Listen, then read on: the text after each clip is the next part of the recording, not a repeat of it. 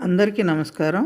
కుమారి పూజ దేవీ నవరాత్రులలో చేసే ప్రత్యేక పూజ పేరు కుమారి పూజ.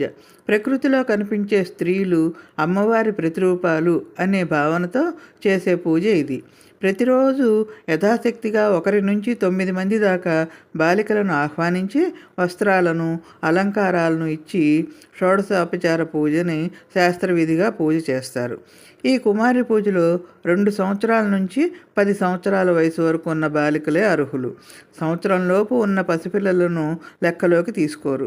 2 సంవత్సరాల వయసున్న బాలికను కుమారి అని, 3 సంవత్సరాల వయసు ఉంటే త్రిమూర్తి అని, 4 ఏళ్ళు ఉంటే కళ్యాణి అని, 5 సంవత్సరాల బాలిక అయితే రోహిణి అని, 6 సంవత్సరాల బాలిక అయితే కాళిక అని, 7 సంవత్సరాల వయసుంటే చండిక అని, 8 ఏళ్ల వయసుంటే శాంభవి అని, 9 సంవత్సరాల వయసుంటే దుర్గా అని, 10 సంవత్సరాల వయసుంటే సుభద్ర అని కుమారి పూజలు అందుకునే బాలికలను ఈ పేర్లతోటి పిలుస్తారు.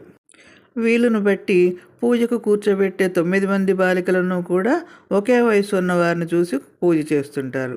ఈ కుమారి పూజ వల్ల పూజ చేసిన వారికి దరిద్రం, దుఃఖం నశించి దీర్ఘాయువు, శత్రుజయం లభిస్తుంది. ఈ నవరాత్రి వ్రతాన్ని పూర్వం బ్రహ్మ, విష్ణు, మహేశ్వరులు, దేవేంద్రుడు చేసి ఎంతో మేలు పొందారు. భృగు మహర్షి, వశిష్ఠ మహర్షి, బృహస్పతి, విశ్వామిత్రులు ఇంకా మొదలగు వారందరూ కూడా ఈ పూజ చేసి వారి వారి కోరికలను సాధించుకున్నారు. కష్టాలలో ఉన్న వారికి ఈ వ్రతం ఒక గొప్ప సాధనం. దాంతో కష్టాలన్నింటినీ నివారించుకోవచ్చు.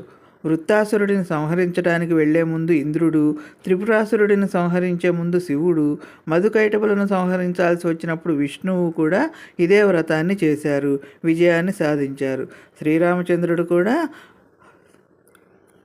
రావణ సంహారానికి వెళ్లే ముందర నారద మహర్షి చెప్పటంతో ఈ వ్రతాన్ని చేసి రావణాసురుని సంహరించగలిగారు.